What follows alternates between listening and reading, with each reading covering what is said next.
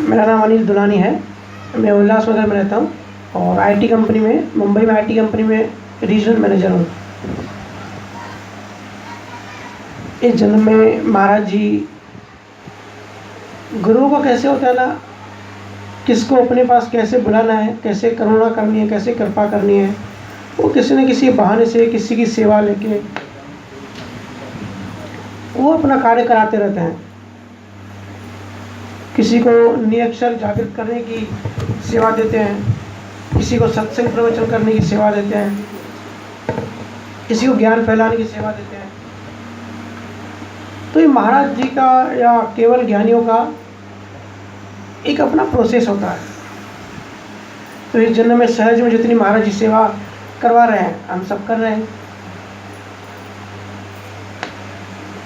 देखिए, आप सब तो, वैसे मैं ट्रैवल करता हूँ तो दूसरी जगह बताने में थोड़ी डिफ़िकल्टी आती है, लेकिन आप सब मुंबई में रहते हैं तो मुंबई की लाइफ स्टाइल आपको पता है कितनी प्रेशर वाली है, कितनी भागम भाग है।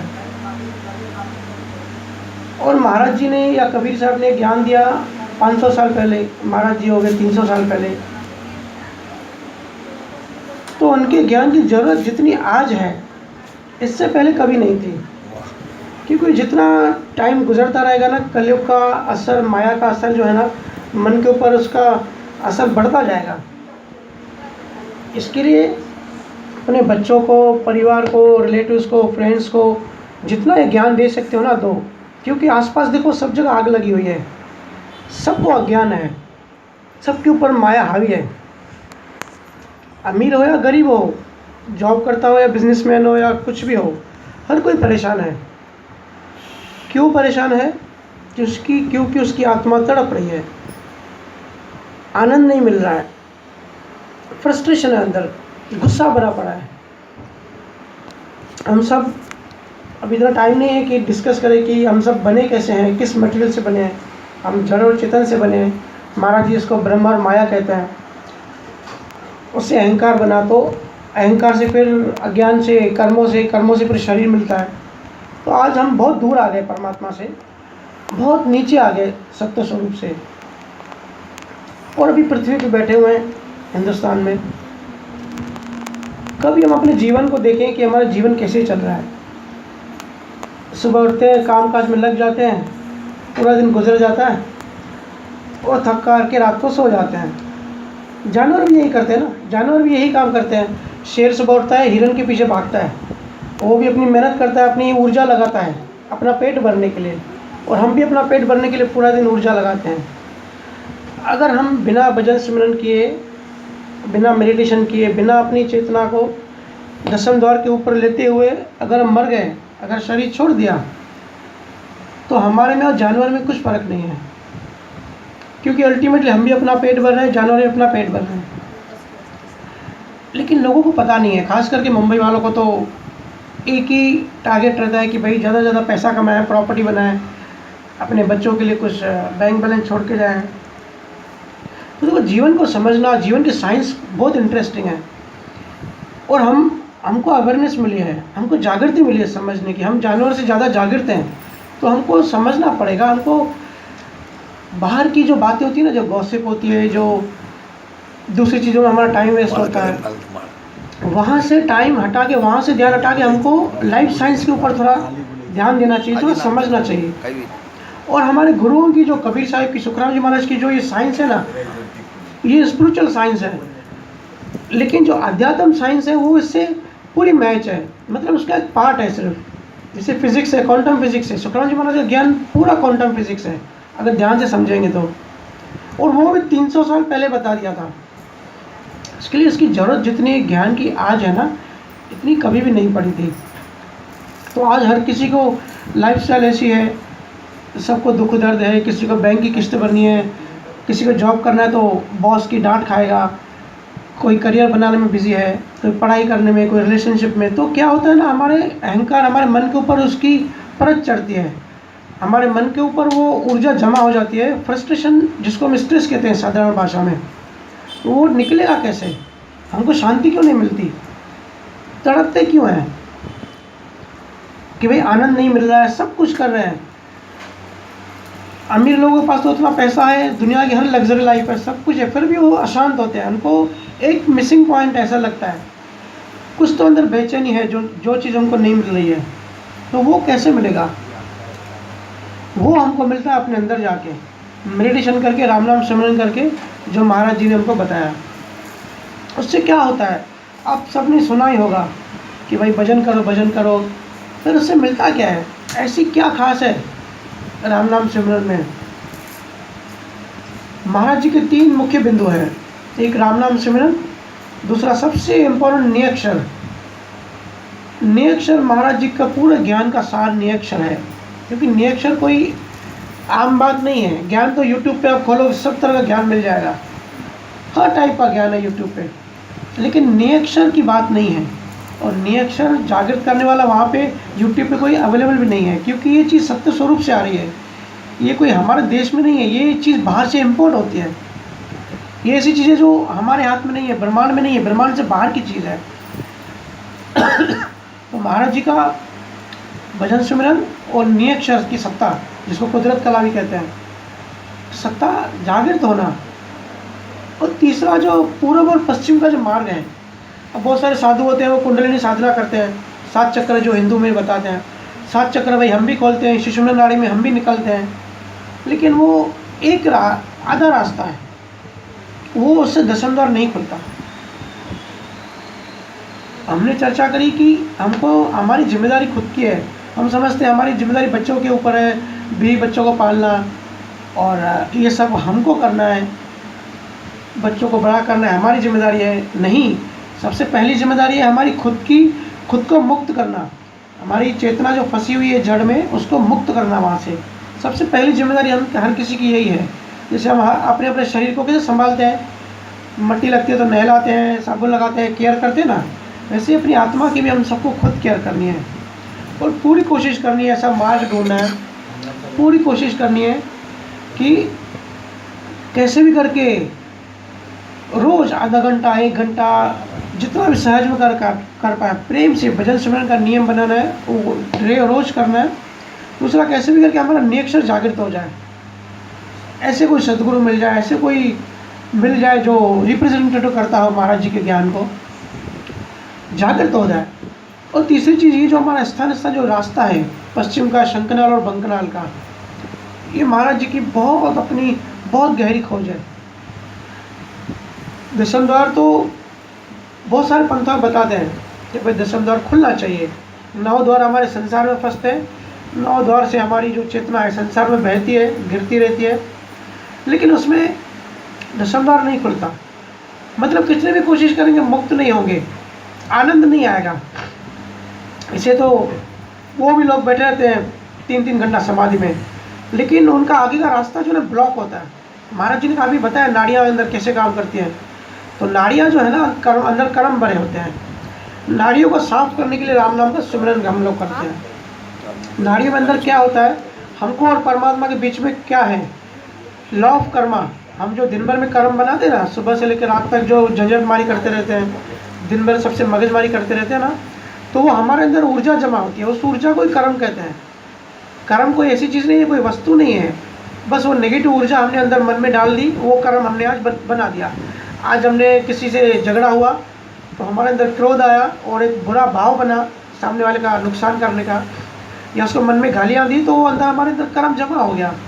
अभी जब तक उस कर्म को अंदर से डिलीट नहीं करेंगे, अंदर से कर्मों को साफ नहीं करेंगे, तब तक शांति नहीं मिलेगी, मुक्ति नहीं मिलेगी, मोक्ष नहीं मिलेगा, आगे का रास्ता नहीं मिलेगा, रास्ता नहीं खुलेगा। तो महाराज जी की जो साइंस है, ये अंदर का रास्ता कैसे खोलती है। जैसे हमने कहा कि कर्म एक ऊर्जा होती है। देखो, मेरे को प्रवचन करना अच्छा नहीं लगता। मैं चाहूँगा कि अगर इन बिटवीन आप भी कुछ बोले, कुछ सवाल हो तो आप बिंदास पूछिए। मेरे को ऐसे प्रवचन करना अच्छा नहीं लगता। चर्चा की 1 to 1 चर्चा हो, बात हो, तो कोई भी क्वेश्चन के लिए आप पूछ सकते हैं। तो ये ऊर्जा जो है, कर्मों की ऊर्जा हमारे नाड़ी में जाके बैठ जाती है। ईड़ा, पिंगला और 72 लाख नाड़ियाँ होती हैं, और दिन भर में हमको ही परेशान करती है। जब तक कोई अंदर कर्मों को साफ नहीं करेगा, क्रियामान कर्मों को, तब तक उसको शांति नहीं मिलेगी, क्योंकि फ्रस्ट्रेशन बढ़ जाएगा ना, अंदर मन के ऊपर बोझ आ जाता है। जैसे हमारे शरीर के ऊपर रोज मट्टी लग जाती है, तो हम क्या करते हैं, जाके नहाते हैं, साफ करते हैं, समझते हमारी जिम्मेदारी है, लेकिन मन को कैसे साफ करें, मन को कैसे नहाए, वो हमको सिखाया ही नहीं किसी ने। तो जब राम नाम सिमरन करते हैं ना, राम नाम से क्या होता है, ऊर्जा पैदा होती है। राम नाम से आती जाती श्वासों से निरंकार और मकार जब आपस में घर्षण होता है, प्लस प्राण ऊर्जा और हमारी चेतना का कंसंट्रेशन, और सबसे महंगी चीज़ नियक्षर, जब ये चीज़ें साथ में कॉम्बिनेशन होता है ना, तो हमारे अंदर एक एनर्जी ब्लास्ट होता है। तो जो कर्मों की एनर्जी है, राम नाम की ऊर्जा कर्मों की एनर्जी को न्यूट्रलाइज करता है, मतलब साफ कर देता है, डिलीट कर देता है। अब बहुत सारे लोगों से हमारी चर्चा होती रहती है दिन भर में, तो लोग बताते भैया बहुत दिमाग ख़राब था, बहुत मन अशांत था, बेचैन था, पर आधा घंटा सिमरन पे बैठ गए तो शांत हो गए। तो कैसे शांत हो गए, इसकी साइंस समझो। क्योंकि जो ऊर्जा परेशान कर रही थी, जो बाहर निकलने के लिए जंप मार रही थी अंदर में, वो ऊर्जा अंदर कट गई। सिमरन ने उस ऊर्जा को काट दिया और निकाल दिया। ठीक है। अब ऊर्जा हमारे पूरे शरीर में फैली हुई होती है। अगर बिना नियक्षर के कोई राम राम करे, ऐसे बहुत सारे पंथों में, इवन कबीर पंथ में, बहुत सारे पंथों में ऐसे भी राम नाम सिमरन करते हैं बिना नाम के, तो उनके भी, क्योंकि राम नाम में भी पावर है। अब बहुत लोग सवाल करते हैं कि भैया ओम नमः शिवाय भी है या दूसरे मंत्र क्यों, राम नाम ही क्यों? तो सब राम नाम सबका सार है, ऊर्जा का फर्क है। राम नाम समझो एक रॉकेट की ऊर्जा है, और दूसरे नामों की अलग अलग रिलेटिविटी ऊर्जा है। किसी की कार है, किसी की बाइक है, किसी का ट्रेन है, कोई एरोप्लेन है, पर रॉकेट जैसी ऊर्जा किसी में नहीं है। तो राम नाम रॉकेट जैसी ऊर्जा है। और आज हम कलयुग में जी रहे हैं ना, कलयुग में दूसरे मंत्र से हमारा काम नहीं बनेगा। इसके लिए केवल ही संतों ने राम नाम पे जोर दिया कि राम नाम से ही आपकी, क्योंकि कर्म ज़्यादा है, कचरा ज़्यादा हो रहा है। घर में कचरा होता है तो हम क्या करते हैं, ज़्यादा झाड़ू लगाते हैं ना। तो दिन भर 24 घंटे में अगर हम 8 घंटा सोते हैं, तो बाकी घंटों में हम इतना कचरा अपने मन में डालते जा रहे हैं। तो अगर सफाई नहीं करेंगे ना, तो हम और माया में नीचे गिरते जाएंगे और डिप्रेशन में आते जाएंगे। इसके लिए महाराज जी की साइंस है राम नाम सिमरन से। मुझे पता नहीं आप सब डेली करते हैं कि नहीं करते हैं। अगर करते हैं तो बहुत अच्छी बात है, अगर नहीं करते तो एक नियम फिक्स कर दो। क्योंकि आज मैं हर जगह कहता हूँ कि भले आप खाना मत खाओ एक टाइम का, लेकिन सिमरन जरूर करो। सिमरन से बहुत ऊर्जा बनती है। अब हम यहाँ बैठे हैं, ये घर मिला आपको, ठीक है, यहाँ की ऑलरेडी ऊर्जा अच्छी है, लेकिन अभी जब आप रहना शुरू करेंगे और यहाँ बैठ के भजन सिमरन करेंगे, तो सिर्फ आपके घर की नहीं, आपकी पूरी बिल्डिंग की पूरी ऊर्जा वाइब्रेट हो जाएगी, पॉजिटिव हो जाएगी। आसपास के उनको भी शांति मिलेगी आपकी वजह से। इतना प्रताप है। महाराज जी ने बताया 14 कोस तक इसकी ऊर्जा जाती है। तो बहुत बहुत ही कीमती चीज़ है। हम सबको शरीर है, हमारे पास टाइम है, हमारे पास जगह है। बहुत लोगों के पास, बेचारों के पास जगह भी नहीं होती है सिमरन करने की, टाइम नहीं होता, हेल्थ नहीं होती, या संजोग नहीं होता, या ऐसे गुरु नहीं होते उनको। पर हमारे पास ये सब संजोग बना है, तो संजोग का फ़ायदा उठाओ, इसको मिस मत करो। नहीं तो जब शरीर छूटेगा ना, बहुत हमको पछताना पड़ेगा और बहुत रोना पड़ेगा कि एक चांस मिला था, अपॉर्चुनिटी मिली थी और हमने वो गंवा दी। तो नियम बना लो। रोज़ जैसे हम डेली नहाते हैं, कोई बोलता नहीं, हम खुद ही नहाते हैं, खुद ही ब्रश करते हैं। दांत को साफ़ करना है, शरीर को साफ़ करना है, मन को भी साफ़ करना है। तो डेली एक नियम बना ले, उसी जगह पे उसी टाइम पे रोज़ बैठे, कोशिश करके। उसमें क्या होता है कि मन डिस्टर्ब नहीं करता है। और उस टाइम मोबाइल वगैरह सब रूम के बाहर रख दें, क्योंकि हम सब गैजेट के गुलाम बन गए हैं। बहुत लोग भजन सिमरन करने बैठते हैं और किसी का फ़ोन आया तो भजन छोड़ के फ़ोन उठा के बैठ जाते हैं, देखिए किसका फ़ोन है। तो ये गैजेट्स है ना, ये सोशल मीडिया, ये हमारा नुकसान कर रही है। और यूज़ करना है, लेकिन बैलेंस में करना है। कोई भी चीज़ हद से ज़्यादा ख़राब होती है। तो ये हम इनके गुलाम नहीं बने, वो हमारे गुलाम बने। तो रूम से मोबाइल वगैरह बाहर रख के नियम से, और सबको घर में बोल दे कि कोई डिस्टर्ब ना करे। आधा घंटा 1 घंटा प्रेम से, आंखों में आंसू आने चाहिए कि परमात्मा बहुत जन्मों से भटक रहे हैं, अभी हमको मोक्ष का रास्ता दे दे। सुखराज महाराज को ऐसे प्रार्थना करो जैसे आंखों में आंसू आ जाए, मैकेनिकल नहीं। जब तक रोना नहीं है तब तक वो प्रार्थना स्वीकार नहीं होती। तो ये बात हो गई राम नाम सिमरन की। दूसरी जो मेन है नियक्षर की। अब राम नाम सिमरन से तो बहुत हाईएस्ट ऊर्जा है, लेकिन हमारे मन के 27 लाख हमारे मन के लेयर्स हैं, बहुत सूक्ष्म में, कॉन्शियस, सबकॉन्शियस और अनकॉन्शियस की भी गहराई है हमारे मन में। वहाँ तक कचरा पड़ा है, वहाँ तक हमारे कर्म जाके बसते हैं। और इस जन्म के नहीं, पिछले हजारों जन्मों के कर्म वहाँ संचित होकर पड़े हैं हमारे अनकॉन्शियस माइंड में।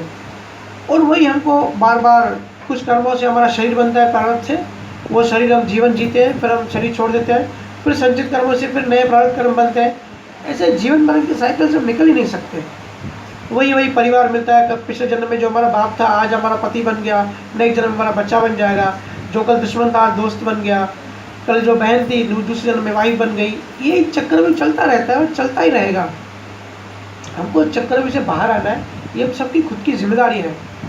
इसीलिए ऐसे गुरु की खोज करें या नेक्स्ट कैसे जागृत हो, ऐसे संतों से पीछे पड़े, शांत नहीं बैठे। अगर नहीं मिल रहा, अगर मिला तो बहुत अच्छी बात है, ऊंचे नसीब आपके। अगर नहीं मिल रहे हैं तो उसको ढूंढें, शांत नहीं बैठे, ढूंढें और कोशिश करें और प्रार्थना करें गुरु महाराज को कि हमको तेरा आपका जो निय अक्षर है वो हमारे घट में जागृत करो। वो जागृत करने से क्या होता है, राम नाम से ऊपर के लेयर्स के कर्म डिलीट होते हैं, गहराई में नहीं जाते। जब निय अक्षर जागृत होता है फिर हमारे स्थान, शरीर में जो 12 स्थान होते हैं पश्चिम के पूर्व के, शंखनाल और बंकनाल, वहाँ हमारी यात्रा होती है। तो जब चेतना वहाँ जो सत्य शब्द होता है, जो निय अक्षर होता है, वो सूरत को मतलब हमारे ध्यान को, हमारी चेतना को हाथ पकड़ के आगे बढ़ाता है। एक एक स्थान को वो खोल के, जो भी मैंने जैसे बताया रास्ते ब्लॉक होते हैं कर्मों से, कर्मों को साफ करते करते वहाँ के कर्मों को डिलीट करके आगे का रास्ता खुलता जाता है। ऐसे हमारी यात्रा आगे बढ़ती है, एक एक स्थान साफ होता है, स्थान एक एक स्थान होके फिर पीछे 5वां स्थान, फिर 6वां स्थान गुदाघाट, उसके बाद फिर सुषुम्ना में हमारी एंट्री होती है। सुषुम्ना में राम नाम और नियक्षर के बिना सुषुम्ना का मुंह नहीं खुलता, वो ऐसी चीज़ है। ये जो भी आप देखते हैं ना, वो सब ईड़ा और पिंगला से यात्रा करते हैं अंदर की। ईड़ा और पिंगला को सूर्य नाड़ी और चंद्र नाड़ी कहते हैं, बैलेंस करने के लिए। बट उनकी बैलेंस नहीं होती। ऊर्जा को बैलेंस करने के लिए सत्य शब्द चाहिए, नियक्षर चाहिए, जो कि परमात्मा ही है, परमात्मा का अंश है। जैसे हम दही हमको चाहिए होती है तो हम क्या करते हैं, दूध में थोड़ी सी दही डाल देते हैं, गुण आ जाता है दूध में, तो सुबह तक दही बन जाती है ना। ऐसे नियक्षर परमात्मा का गुण है। सतगुरु परमात्मा को थोड़ा सा परमात्मा के अंश को डाल देता है जीव के अंदर, तो धीरे धीरे टाइम के बाद जैसे सुबह दही बन जाती है, ऐसे नियक्षर जाने के बाद वो परमात्मा स्वरूप भी बन जाता है। तो नियक्षर से सुषुम्ना का मुंह खुलता है, फिर ईड़ा पिंगला और सुषुम्ना, इन तीनों नाड़ियों में बैलेंस होके पीछे का हमारी जो स्पाइनल कॉर्ड है वहाँ से यात्रा करके ऊपर उठ के इक्वेस्टर को क्रॉस करके, मेरुदंड क्रॉस करके ऊपर जब त्रिकुटी में तीनों नाड़ियाँ फिर मिलती है, संगम होता है, तीनों मर्ज हो जाती हैं, एक हो जाती हैं। अब दुनिया के जितने भी रास्ते हैं, जितने भी दर्शन हैं, सब त्रिकुटी तक जाते हैं यहाँ तक, क्योंकि आगे का रास्ता हमको पता ही नहीं होता, सिर्फ वो नेक्सर से खुलता है। सेलिब्रम ब्रेन का जो पार्ट बोलते हैं ना, सेलिब्रम, सब बोलते हैं कि यहाँ पे चेतना बैठती है और यहीं से पूरा कार्य करती है, लेकिन वो हाफ नॉलेज है, वो आधी बात है। यहाँ से तो हम आए, अब वापस कैसे जाएं? तो वापस जाने का रास्ता ये है त्रिकुटी से।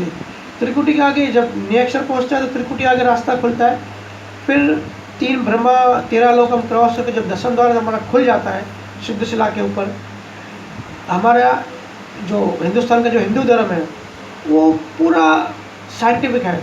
मतलब अभी लोगों को पता नहीं है, अभी तो सब ब्रह्म हो गए, लेकिन हर क्रियाकांड के पीछे साइंस है, कलेक्शन ऑफ साइंस बोलते हैं उसको, कलेक्शन ऑफ नियम्स। और उससे भी आगे जैन धर्म की साइंस है, जो 24 तीर्थंकरों ने बताया। 24 तीर्थंकरों ने इतना आगे का ज्ञान बताया, लेकिन वो भी शुद्ध शिला तक ही जा सकते हैं। और महाराज जी ने, कबीर साहब ने उसके भी आगे का ज्ञान बताया कि शुद्ध शिला से ऊपर 10वां द्वार है, वो खिड़की कैसे खुलेगी, क्योंकि वहाँ सिद्ध शिला तक आत्मा अपने पुरुषार्थ से वहाँ पहुँच सकती है, लेकिन उसके ऊपर 10वां द्वार खोलने के लिए नेक्षर की शक्ति चाहिए, गुरु की शक्ति चाहिए। वो दरवाज़ा ऐसा है, वो जो पहुँचता है वही अनुभव कर सकता है। तो नेक्षर की बहुत वहाँ ताकत लगती है। फिर जब 10वां द्वार खुल जाता है तो हमारी चेतना जीवित मुक्त हो जाती है। हम शरीर में ही हैं अभी तक, लेकिन मुक्त हो जाते हैं। उसके बाद ध्वनि शुरू हो जाती है, अनाथ नाथ के भी ऊपर, जिंग के ऊपर करत। 10वें द्वार के ऊपर ऐसे माया की जिस स्थान पे हम होते हैं, माया की भी ध्वनियाँ होती है अलग अलग, ठीक है। दूसरे पंथों में भी बोलते हैं कि हमको ये ध्वनि आई, हमको वो ध्वनि आई, तो वो सब माया की ध्वनियाँ होती है। माया की ध्वनि का मतलब होता है नीचे की ध्वनि, ठीक है। मतलब जहाँ वो 10वां द्वार नहीं खुलता, वो 9 द्वार की ही, वो 9 द्वारों में भटकती रहती है चेतना।